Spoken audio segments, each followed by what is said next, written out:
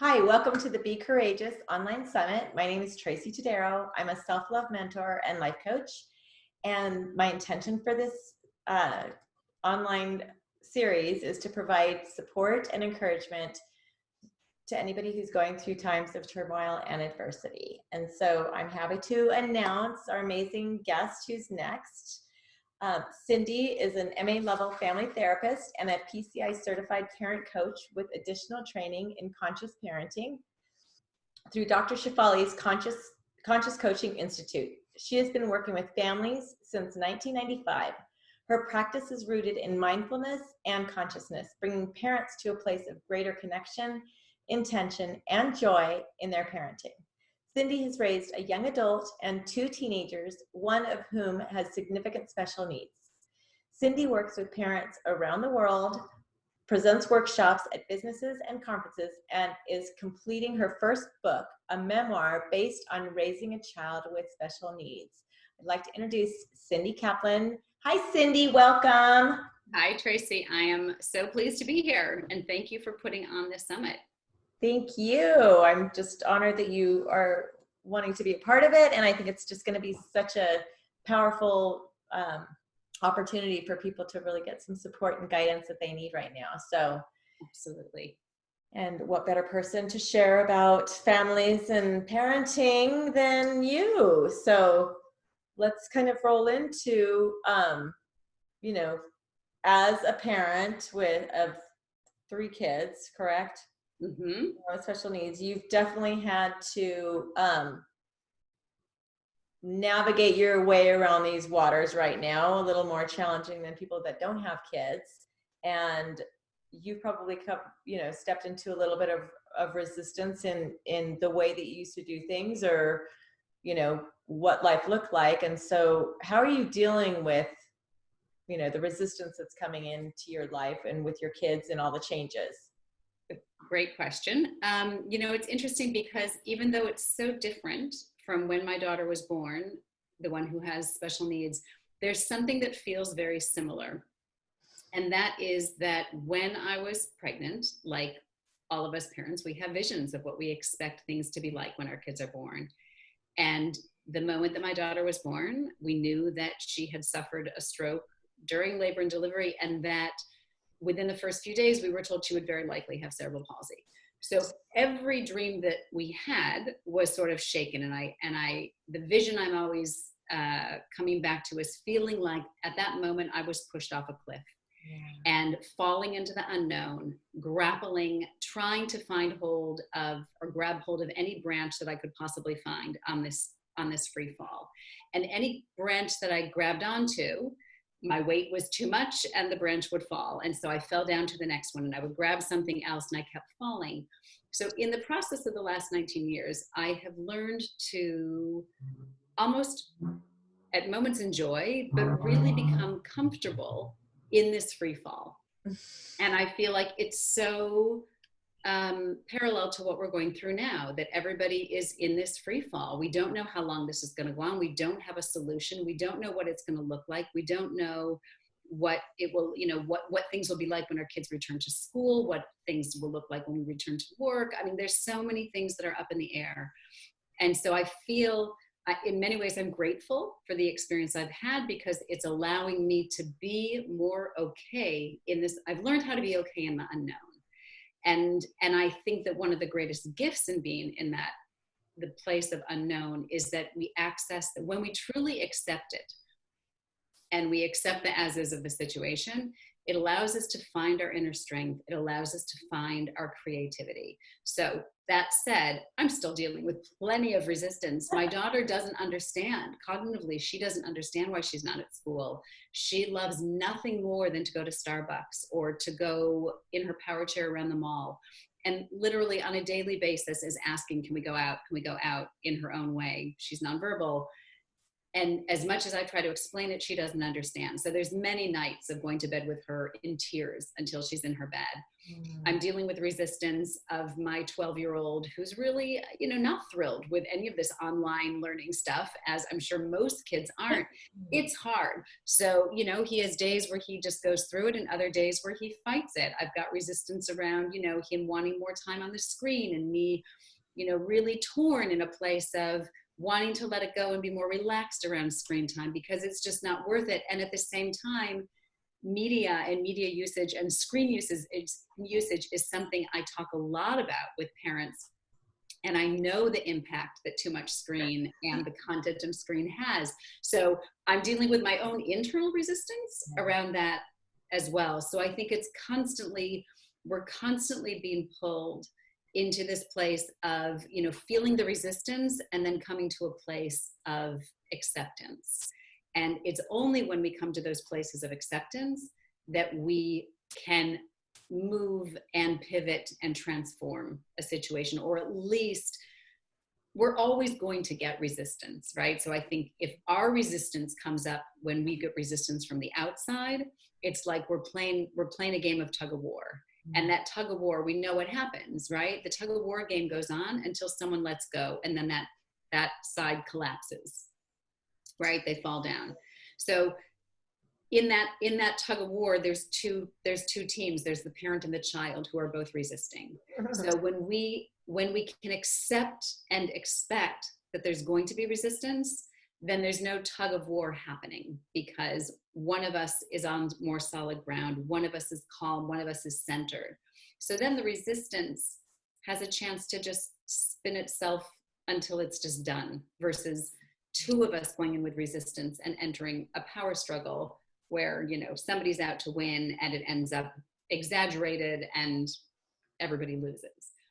And there's nothing like a pandemic when we're all stuck inside with each other that, any resistance or any challenging behavior or even feelings about that behavior was there before. It is in our face and exaggerated and magnified 1,000 times. It is, and it is not an easy task being at home with your kids when you're not used to it, and especially for you having a special needs child that requires, still your continued attention, and then you've got others, right? Yes. And for myself, the pull and the, just the conflict, and as I'm trying to do the summit out of my house, and I'm like, okay, everybody in your rooms, don't come out for an hour. I've got an interview. Right. I'm like, okay, you got 5 minutes, come out and eat. And, they've been on their phones more than I ever want them to or would normally allow them to. And so with that whole resistance, like, do you want that battle? And it's what's worked for me, and I've kind of let it go, even though I'm like, this is not summer vacation. This is, you still got stuff to do, but at least giving them something like, okay, in 2 hours, phone's on the counter, you're done for the evening, right? So it kind of allows them to have a little shift in their mind to prepare them for the change, because I'm flying by the seat of my pants right now. I don't know when I'm on a call or having to do something on a computer. And absolutely. So I think, more than anything, this is the time for ourselves to sort of accept it's okay to feel all over the place and to be kind to ourselves. And it's funny because, in terms of screens for our kids, in a time like now, it's almost necessary for them. Before I would argue that it's not real social contact. They think that it's real social interaction, but it's not. It's not the same as being face-to-face, but right now they can't be face-to-face. Right. So right now, being on the screen is their only way to connect to their friends. And I don't know how old your kids are, but if they're anywhere between the ages of 10 and up, that need for social connection is so important. And so if the only way they're getting it right now is through either talking, as my son is, through playing these driving video games, he's connecting with his cousin and connecting with friends, I really have to honor that. And at the same time, have some boundaries as well. But those boundaries are going to shift, and in my house, those boundaries shift weekly. We're just constantly in conversation. Well, and I think it's so good that you basically are giving the parents out there permission, which even for myself, like hearing you say that, it kind of relieved a little bit of the pressure and guilt that I'm feeling. And so thank you for that, because I think a lot of us need to hear that. We're barely trying to keep our heads above water, right? And so to have that and look at it in a way of like, okay, there's social engagement for them, but there's also, you know, obviously entertainment, but it's such a different time. And so you can't, and I'm saying this to myself, I can't compare this to January and December of last year when everything's changed. Everything, the circumstances are completely different. So thank you for that permission. And, you know, for the parents out there, like, just understand she's right. Like, we need to let up a little bit on ourselves and allow for some flexibility. Yeah, and then I think that also involves allowing for trust, or letting trust come into that, you know, we're not going to be in this situation forever, hopefully. And we go to this place of fear, right? So when we get to that place of being resistant and start to get upset that we've gone to a place of fear, it's so easy for us to catastrophize that what we see now, you know, I have many parents I'm working with who are experiencing a lot of stress about fearing that their kids are going to fall behind. And so there's a lot of frustration happening with their homework or the school and anything that, you know, they're seeing real life, any challenges that their kids were having in school, now they're seeing at home. And if they go to this place of fear, it's not so helpful for the relationship as a whole. But I think we have to trust that when things not go back, but when we create this new normal, that it's going to be okay wherever they are. And I think it's really important for us as parents to think about, what is the experience that we want our children to have during this time of quarantine? What do we want them to, when this is over, how do we want them to describe this? How do we want to describe ourselves as parents during this time? Oh my gosh, that's a good question. And now I'm like, oh my gosh, they're going to be like, Mom, you weren't around. You were busy like working on this summit. But they know what you're doing and that it's meaningful, right? Which is also huge. And, you know, I think that brings me to this whole notion of self-care too. When we're doing things that really feed us, right? Whether it's our work that we find really meaningful, whether it's going for a run, whether it's getting on a yoga mat, whether it's meditation, whatever it is, or saying, you know, I'm going to drink my cup of tea uninterrupted. When our kids see that we're doing something because we believe that it is taking care of us, they get that and accept it. And it's really important because then they also feel the benefit of that. When we're filling up our cup, they're free to be themselves. And when we're losing it and we're resentful, they feel that and unfortunately take it on.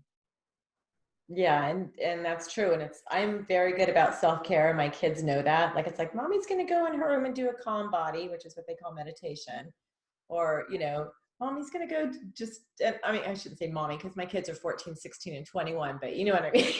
Do they still call you mommy? My 21-year-old still calls me mommy. They call me mama. Oh no, I guess my middle one calls me mommy. I love it. Are you kidding? I don't ever want it to go away. But so they see that, and that's so, you know, and they're very good about like, I'm going in my room. I need to be alone right now, and taking care of themselves also. So, you know, I think we need to encourage people to not only practice self-care, but encourage everybody else in the family to do so. And so, you know, as we wanted to roll into self-care, what can you advise parents to encourage their kids to do so their kids understand self-care for themselves? Fabulous question. I was gonna start by saying that I think one of the biggest challenges with, you know, there are plenty of people who are still going to work, obviously. Those of us who are working from home, I think one of the biggest things that I'm aware of and that I'm hearing about is that there's no transition time from work to home. That for those who work outside of the home, there was the commute back on the train. My husband had like a half an hour commute on the train coming home from work, or it was the car drive, whether you're driving or taking public transportation home. I think that we kind of took that for granted. And there's something about that separation of work from home. And now it's literally walking down a flight of stairs or down a hallway or up a flight of stairs. And there's no transition time. And I think what happens subconsciously during that car ride home there's just this natural separation. So I think it's really important, if you can, to build in some, whether it's a ritual or just a mindset or taking a breath or two or three or for 3 minutes at the end of your workday before coming home, is huge, because I think that was just something that was taken for granted, and now I think we have to be conscious of building that in. The other things for self-care, as you were asking, in terms of encouraging our kids, I believe really strongly the best way to encourage our kids is to really fully embody it ourselves. Mm-hmm. And they see us doing that, and they will then often take that on. So, you know, if I'm trying to get my kid to do a yoga class with me, and I'm really, you know, asking him all the time, he's naturally like resisting it. So, but if he sees me and my commitment to getting on my yoga mat daily, it's something that he may or may not do in the same way, but he will find, he's more likely to find something to do that gives him what he needs. That said, I think where we as parents have some power is in encouraging them, but not encouraging them by saying, you've got to go outside and exercise right now, or you're not going to have any screen time until you do this.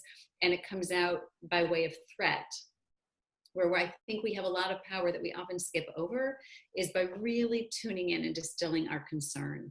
And our concern is about their safety and their health.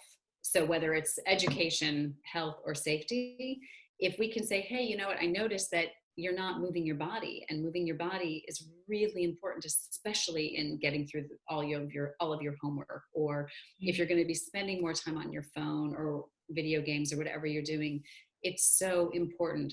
What do you think would feel good for you? What are you willing to do? So you enter more of an agreement with them versus threatening. And if we get to our concern, because oftentimes the way that we're encouraging them is from a place of fear within us. And if it's coming from a place of fear, it's often going to come out as a threat to them. Versus concern, you haven't gotten outside in a few days. And the fresh air is really important for your health. So, you know, what are you willing to do tomorrow? And again, this conversation can look different according, you know, depending on what ages your kids are at. But I think our real concern is something that we often completely gloss over. So, question, and I'm just speaking for myself, but I know there's a lot of viewers out there that probably have teenage, you know, I've got a 16-year-old son, and he loves to be on his phone. He loves to be playing those games, right? And it's kind of like the interest in school is starting. I mean, they're almost done. They're done at the end of May. Mm-hmm. And what advice do you have of trying to encourage? I mean, he's just at that age where it's just like, there's no care, right? I don't care. Well, your grades, I don't care. School's dumb. Teachers are dumb, whatever, right? Mm-hmm. Advice on encouraging somebody in that age group, because I know, you know, it can be a few year span where they have that, you know, lackadaisical attitude of, so what could I do, and what could our viewers do to get their kids to shift into something else? Right. So I think that the language isn't in there is something that we have to change. So we're not trying to get them to do anything, because we're focused on the behavior and we're focused on the outcome. But what we do want to do is step into their space and say, I get it, right? Even your 16-year-old is wanting nothing more than to be heard and understood, right? So when he says, I don't care, we can say, I get it. It's the end of the year and it's so hard to focus, and you're not even in school, right? So that caring, I can imagine, is even, you know, harder to care about. So, but when we can jump into their space and say, I get it, it's got to be really hard to focus, and it still has to get done, right? So again, if we become really clear on what our concern is it that we want him to care, or we want him to just make sure that he gets in everything that he needs to get in, right? Because if it's that we need to make sure that he gets everything in, then we can enter that space by saying, I get it. It sucks. It's really hard. I can only imagine what it's like to be finishing from online learning. And you still have to get your stuff done. You still have to get it in. So what's your plan? Or if it's about them getting outside and being active, I get that, you don't care. And I notice you're spending a lot of time in your room. Again, I'm concerned that you're not getting fresh air. I'm concerned that you're not moving your body. And that's really important for your health. At the end of the day, unless you're going to physically pick him up and move him outside, you don't really have control over that, right? He's 16. Absolutely. And you want to preserve the relationship. So, I remember learning, I guess my oldest was probably around that age too, or around driving, is that really all we can do as parents for that age group is express our concern. And I remember it around, driving, and the concern of driving while drinking or driving while being high or something like that. And I remembered saying, knowing that I had no control, I could make threats, but then he was just going to get really sneaky. Right. And if he was doing this, he'd find ways that I wouldn't know. Right. So I felt like if anything were to happen, I think I would feel worse if I never let him know how I felt around it. So I think if we have a well-connected relationship with our kids, again, they're going to do what they do, but I do think they care about what we think about it.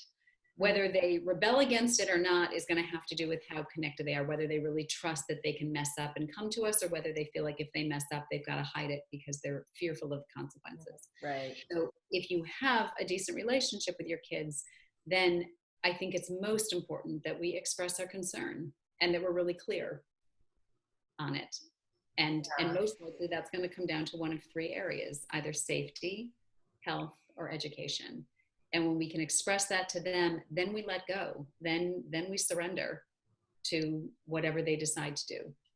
And that's a good reminder, because it's like I forget, like at that age group, it's like they're not the children, they're not the adults, right? They're still at that, they're in that in between, and they do still care, but they also have their own like independence, and I'm going to dig my heels into the ground. But I do like one thing that you said that I think has worked for me. And when you said that, it's just, you asked the question of like, what is your plan? And like saying, okay, what's your plan for schoolwork, or what's your plan for getting some exercise? And when I do that with him, I get an answer like, I need you to mow the lawn. No. When do you think you're going to be able to mow the lawn? Yes. Okay, I'll do it by the end of the day. Okay, great. Right. And it gets done, It doesn't get done right now where I want it done, but that's right. And that's a piece that we have to really let go. We ask them, right? When can this happen? Right. And even again, though, I think you clearly have a strong relationship with your kid if you can just say, what's your plan? Because again, so much of that is in the energy that we deliver those words with, right? If we say to our kid, what's your plan? It's very easy for them to feel like, they're sort of up against the wall and that anything they say is going to be judged, versus what's your plan, as in, I care about you and I just want to know how this is going to get done. Perfect. Yeah. And I think that's some useful advice for the energy in which we deliver all of this stuff with is so almost more important than the words. It really is. They feel that when you're like, and that's like, I get up from my chair and I'm like, I don't want to be like, get off your phone. I mean, every time I have an interaction with him, I'm like nagging. So thank you for that. That was really helpful. Yeah, sure. So but let's talk about the inner strength, and share with us what words of advice you have for parents and families going through this time. Yeah. So, well, again, I will first re-emphasize the importance of self-compassion, that it is hard, that even when you're keeping your cool, I mean, my youngest is a hockey player, and that was taken, just an abrupt end. So literally he has not been able to run and exert that much energy. He's literally, when I say bouncing out the walls, the kid is bouncing out the walls. And there's no quietly walking down the stairs. He's like an elephant. So there's no question, at the end of the day, I'm exhausted. I love him to pieces, but his energy is exhausting. And I have a choice. I can either be saying to him, oh my God, you're driving me crazy.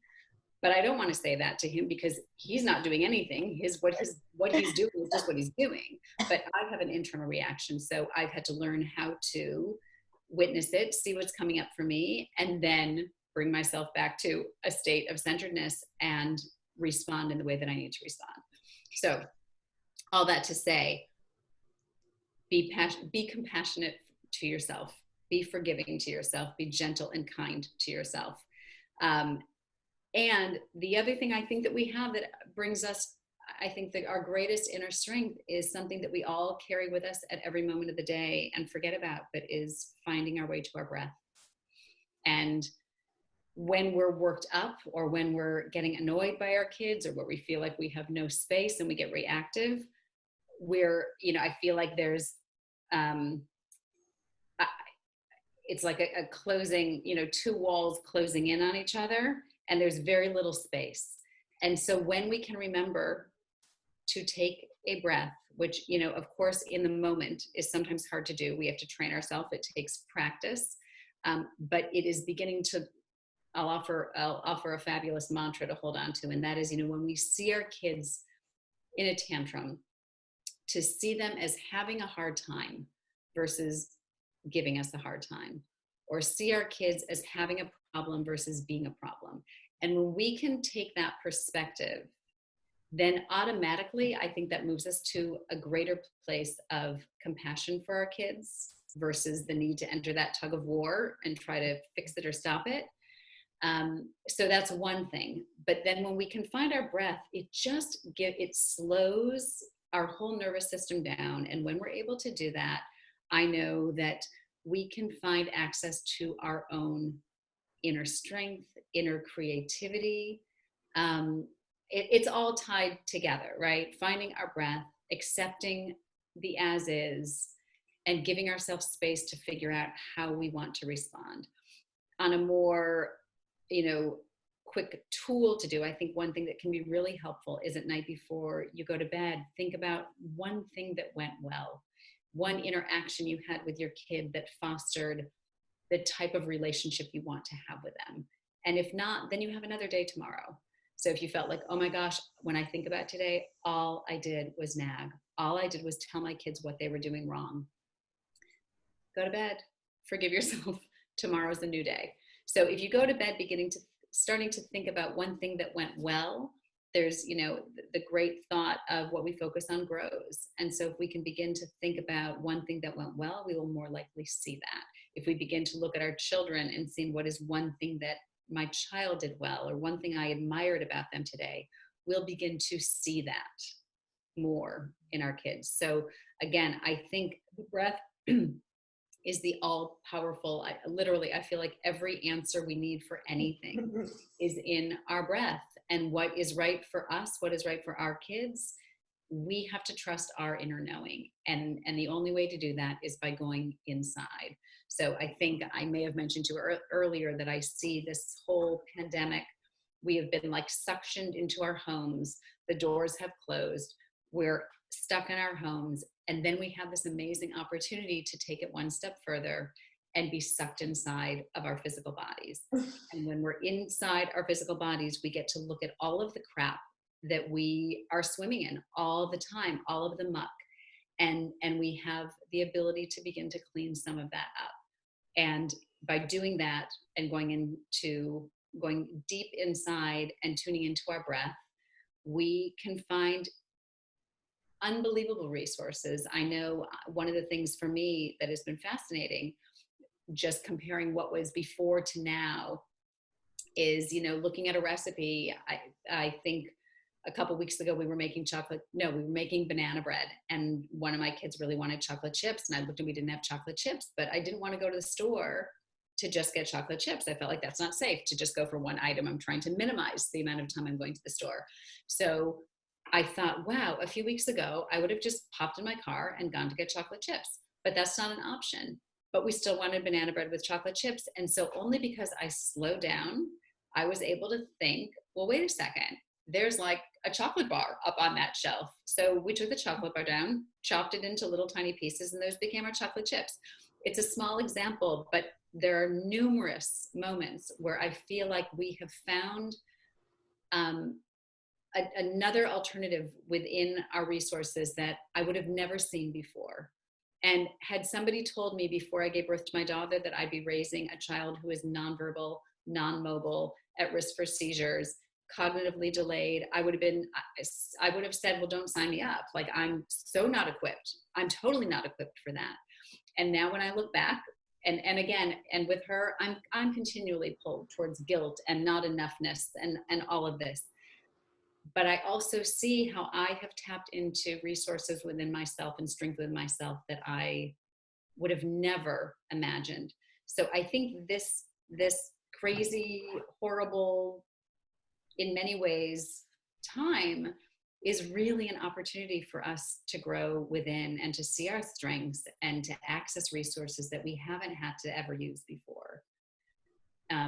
So I hope that answers your question. Yes, yes, that was good. How far off I took that one, but no, that was good. And I love your story of the chocolate chips, because it's all about innovation and creativity, even down to the chocolate chips, right? Even down to the chocolate crumbles.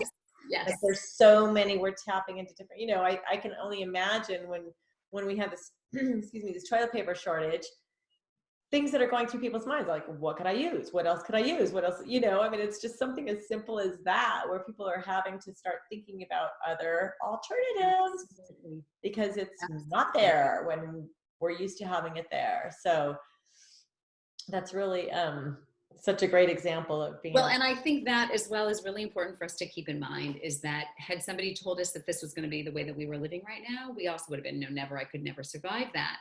But we've all accepted it, right? We've all accepted now, maybe not all of us, but most of us have accepted. We wear masks when we're out in public. We're keeping distance from people outside of our own, immediate family. So I think we're exhibiting acceptance. And now if we can bring that one layer deeper in accepting our children, in accepting their meltdowns, in accepting our own challenges and limitations, and just accepting ourselves, accepting mess ups, accepting when our kids walk into our Zoom calls, accepting when, the dog is barking, whatever it is, when we just accept whatever is happening, we get resourceful.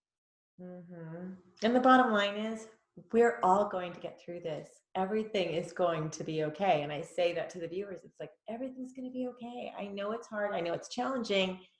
We will get through this. This will be a thing of the past, and we will talk about it, and we will reminisce about it, and we will come out the other side, no matter what that looks like. A new job, new relationship, new home. Every one of us will get through this. And so just continue to hold on to this. It is like a wave, right? You just got to ride the wave, because soon the wave is going to die down. And until the next wave. Absolutely. And hopefully we come out of this not just okay, but that we come out of this even stronger. Stronger. Yes. Thank you for adding. Yeah. Thank you for adding that. So thank you for this amazing, amazing interview and all the information. Pleasure. Thank you. Shared. It's just like, thank you. You opened up my eyes to a lot of new, ways of thinking and ways of parenting. And I know that the viewers are going to get a lot out of, everything that you've shared. Well, thank you for giving me the opportunity. It's always helpful for me to talk about this stuff too, because of course I can put it right back. It's helpful for me to hear too, because they're great reminders. Yeah, right. Yeah, we're like reminder as it's coming out of our mouth, right? Like, oh yeah, I forgot about that. Right. Well, and for the viewers, Cindy's offering something really spectacular, and I know it'll be useful for everybody, because as we're all experiencing triggers, whatever that may look like, the free gift that Cindy's offering, which is going to be available on, there's going to be a link in the bottom of the email that you're sent, and I'll let her explain to you what she's offering to anybody who signs up. So what I would love to offer is it'll be a recorded masterclass on managing our emotional triggers. And there will also be a package of 4 coaching sessions that will be available at a discounted rate. So all of that will be up when you put it up there. Perfect. Thank you for offering that to our viewers. I know it'll be very beneficial. I'm going to have to sign up for that emotional triggers master class. Right. It's just, it comes from different directions, right? So anyways, well, thank you so much for your expertise in sharing. And I know the viewers appreciate everything that you've shared as well. And so, as I say to the viewers, in the meantime, continue to be courageous. Signing off with love and light.